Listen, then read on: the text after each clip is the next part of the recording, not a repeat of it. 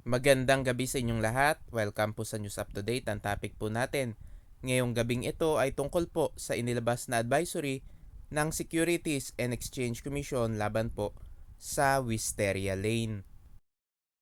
Naglabas nga na advisory ang SEC laban dyan sa Wisteria Lane dahil nga sa mga natanggap nilang reports at impormasyon. So yung Wisteria Lane daw ay represented by Daniel Lance Alarcon. At ito daw ay nagsusulisit ng investment sa publiko. Yang Wisteria Lane daw ay nag-o-offer ng accommodation with amenities to the public through its Facebook page and or the Airbnb application or website. Further, Wisteria Lane is currently offering 2 units located at Azure Urban Resort Residences, South Superhighway West Service Road, Barangay Marcelo Green, Parañaque City. At bukod nga dyan sa accommodation na ino-offer nga na Wisteria Lane, ay nag-o-offer din sila ng investment sa publiko. So yung Wisteria Lane niya ay nag-o-offer na investment sa publiko na ang pinaka-minimum nga ay 30,000 pesos at ang pinakamataas ay 500,000 pesos. So ano yung ino-offer nila? So investors daw are entitled to 5% off on daily rates in all of the Airbnb at Azure at 2,500 pesos hanggang 50,000 pesos daw na shared income every month from the Airbnbs and alleged other businesses at meron pa raw 5% commission for every successful referral. So yung mga investment schemes na yan, talaga lagi meron yang DRB or direct referral bonus. At yung mga investors daw ay kikita daw ng 5% monthly at meron daw contract with a lock-in period of 6 months from the date of signing. Wisteria Lane provides options of payout through bank transfer or post-dated checks. Ganyan din po ang ginawa noon ng iba mga investment schemes. Merong mga kontrata, merong mga PDC or post-dated checks. Ang problema nga lang, kapag nga nawala na or tumakbo na yung kumpanya, tapos i-encash na yung post-dated checks, tumatalbog lang po yung cheque. At yung kontrata, syempre wala din po yun kasi nga tatakbuhan din kayo kahit may kontrata pa. Pero pwede nyo gamitin na ebidensya kapag nag-file na kayo ng kaso sa korte. The public is being made aware that an investment contract exists when there is an investment or placement of money in a common enterprise with a reasonable expectation of profits to be derived from the efforts of others, which is prominent in the scheme of Wisteria Lane.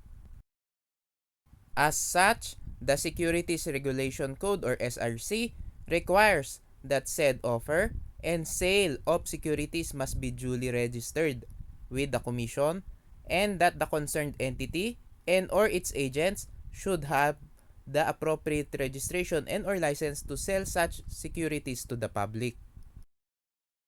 At base nga sa database ng SEC, yang Wisteria Lane po ay hindi po nakarehistro bilang isang korporasyon kahit na po bilang isang partnership at yang Wisteria Lane po ay wala rin pong secondary license. So ibig sabihin po illegal po ang kanilang ginagawang investment solicitation sa publiko kasi dapat bago ka mag-solicit na investment sa publiko dapat meron ka munang secondary license.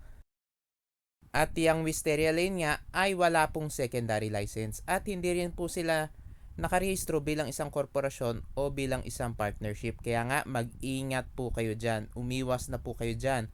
Huwag po kayo sasali dahil illegal po ang kanilang ino-offer na investment sa publiko. Kung kayo po ay nakapag-invest na dyan sa Wisteria Lane, humingi na po kayo na refund kasi illegal po ang ginagawa nila. Ipakita po ninyo yung SEC advisory at kung kayo po ay nagbabalak sumali dyan, wag na po kayo sasali dyan kasi nga illegal po ang ginagawang investment solicitation ng Wisteria Lane.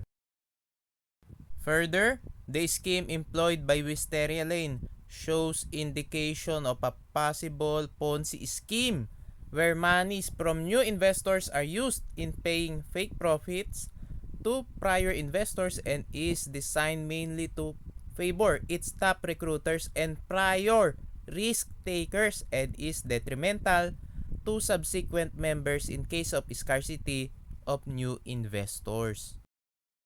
The offering and selling of securities in the form of investment contracts using the Ponzi scheme, which is fraudulent and unsustainable, is not a registrable security. The Commission will not issue a license to sell securities to the public to persons or entities that are engaged in this business or scheme.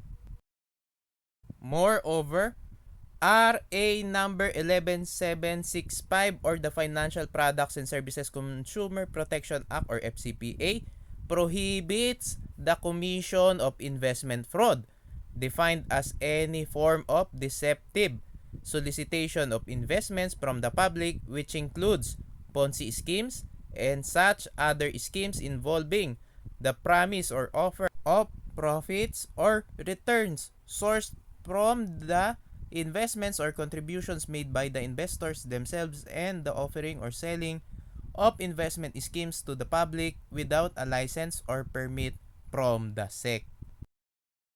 Kaya pinaalalahanan po ng SEC ang publiko na tumigil na nga sa pag-invest at wag na pong mag-invest sa mga investment scheme na in-offer ng Wisteria Lane pati na rin ng mga representatives niyan. So, umiwas na po kayo dyan sa Wisteria Lane.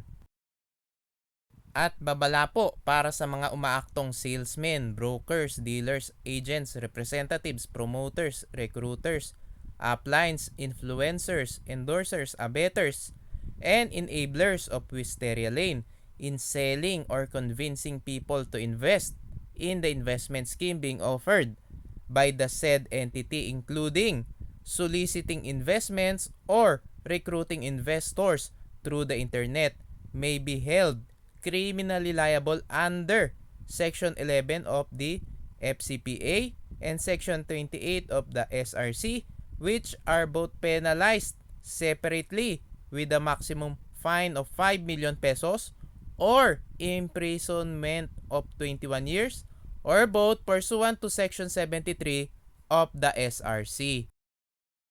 At yung mga pangalan nga ng mga involved nga daw dyan sa Wisteria Lane ay ire-report po ng SEC sa Bureau of Internal Revenue or BIR para nga sa mga kaukulang multa at buwis na dapat bayaran. Kung kayo po ay may impormasyon tungkol nga sa operasyon ng Wisteria Lane pati na rin sa mga representatives niyan, ay pwede nyo pong i-report yan sa Securities and Exchange Commission sa EIPD sa kanilang email na epd@sec.gov.ph. Ito pong advisory ay inilabas noong September 26, 2023. Mga kababayan, dapat maging maingat kasi marami talaga mga nagkalat na mga investment scams. Yung mga nagsusulisit na investment sa publiko, na nag-o-offer ng too good to be true na mga returns at syempre wala namang secondary license. So mag-iingat kayo dyan, maraming mga ganyang kumpanya.